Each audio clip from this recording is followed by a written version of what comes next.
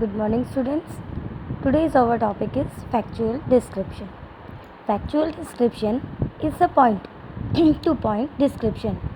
Factual description तार्किक विवरण, point to point description बिंदु से बिंदु विवरण होता है of an event किसी घटना का, process प्रक्रिया क्या, और about a place, a person, an object, an instrument, a visit और a journey, या फिर किसी स्थान के बारे में, किसी व्यक्ति के बारे में, किसी वस्तु के बारे में, किसी यंत्र के बारे में, किसी भ्रमण के बारे में या किसी यात्रा के बारे में जो निरंतर एक से लेकर दूसरे क्रमबद्ध तरीके से जो विवरण होता है तर्क के साथ, उसे हम फैक्चुअल डिस्क्रिप्शन कहते हैं। Subject of factual description.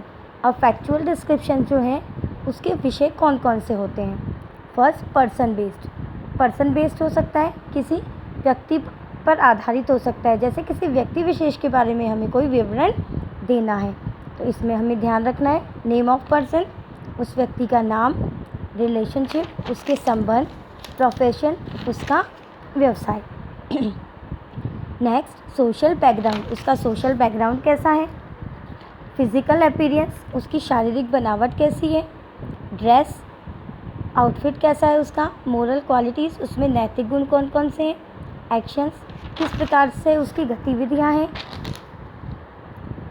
And last, opinion of others, अन्य लोग उसके बारे में क्या सोचते हैं। इस तरीके से जो विवरण है तो पर्सन बेस पे किसी पर्सन का लिखना होगा, तो फैक्चुअल डिस्क्रिप्शन, फैक्ट के साथ जो डिस्क्रिप्शन दिया जाता है वही क्या होता है हमारा फैक्चुअल डिस्क्रिप्शन, जो पर्सन बेस्ड होता है।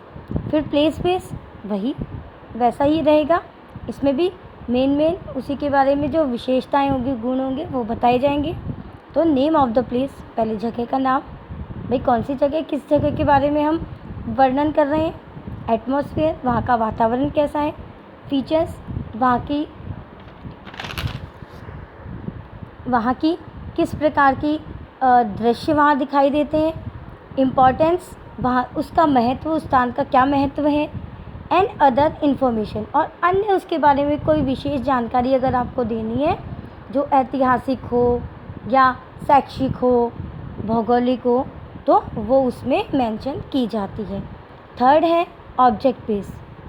ऑब्जेक्ट बेस किसी वस्तु पर आधारित, जैसे कोई वस्तु आपको कह दी एटीएम के बारे में बताइए, थर्मामीटर के बारे में बताइए, तो ये क्या हो गया, ये हो गया आपका ऑब्जेक्ट बेस। तो ये नेम ऑफ ऑब्जेक्ट, ऑब्जेक्ट का नाम, भाई किसके बारे में लिख रहे हैं, उसकी वैल्यू, उसका क्या मूल्य है। ऑपरेशनल डिटेल्स, उसका क्या महत्व है, क्या क्या क्रियाएं वो करता है, किस लिए वो उपयोगी है।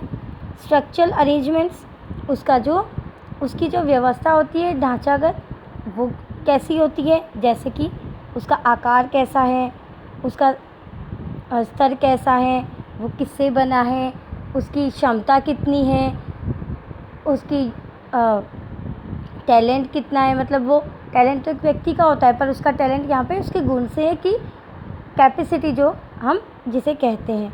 तो ऑब्जेक्ट के बारे में बताना है।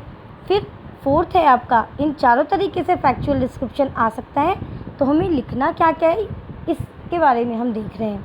फिर है इवेंट बेस्ड, कोई भी सेलिब्रेशन होता है, जो प्रोग्राम है, फंक्शन है, इवेंट होते हैं, तो उस पर भी आधारित हमारे फैक्चुअल डिस्क्रिप्शन आ सकता है। तो जैसे हमने रिपोर्ट में लिखा था, रिपोर्ट तो एक दिन पहले की ही होती है, बट अगर इवेंट कोई आ गया तो वो किसी भी दिन का हो सकता है, ये हमें ध्यान रखना है। जैसे हमने कल इंडिपेंडेंस डे फंक्शन देखा था, तो अब रिपोर्ट अगर लिखनी है तो वो एक दिन पहले की होगी, बट इवेंट अगर फैक्चुअल डिस्क्रिप्शन में आ गया तो हम उसे जनवरी में भी लिख सकते हैं, दिसंबर में भी लिख सकते हैं, इंडिपेंडेंस डे फंक्शन टॉपिक डालकर।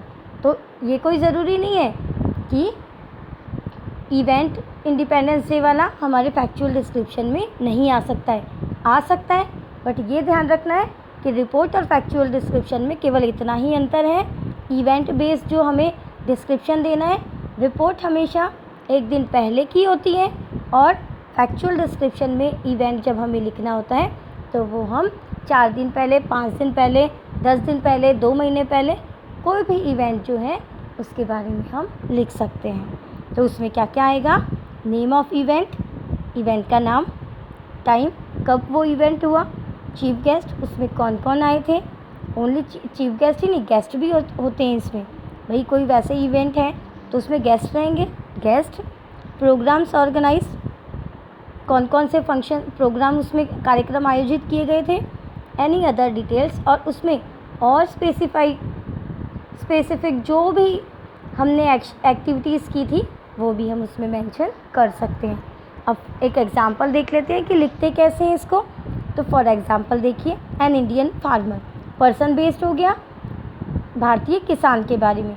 तो देखिए रिपोर्ट में हमें यहाँ पर जिसने लिखा है उसका नाम, रिपोर्टर का, फिर प्लेस एंड डेट वो मेंशन करनी होती थी, पर फैक्चुअल डिस्क्रिप्शन में ऐसा नहीं होता है। इसमें हम क्या लिखेंगे? इसमें केवल उसके बारे में क्रम से लिखेंगे कि इंडियन फार्मर है तो वो क्या है, उसकी विशेषता क्या है। जैसे हमने लिखा, a farmer is the backbone of Indian economy. किसान जो है, पहले तो हमें बताना पड़ेगा कि इंडियन फार्मर है तो वो कैसा है, क्या है। तो हमने लिख दिया भारतीय अर्थव्यवस्था की बैकबोन है, रीढ़ की हड्डी है किसान।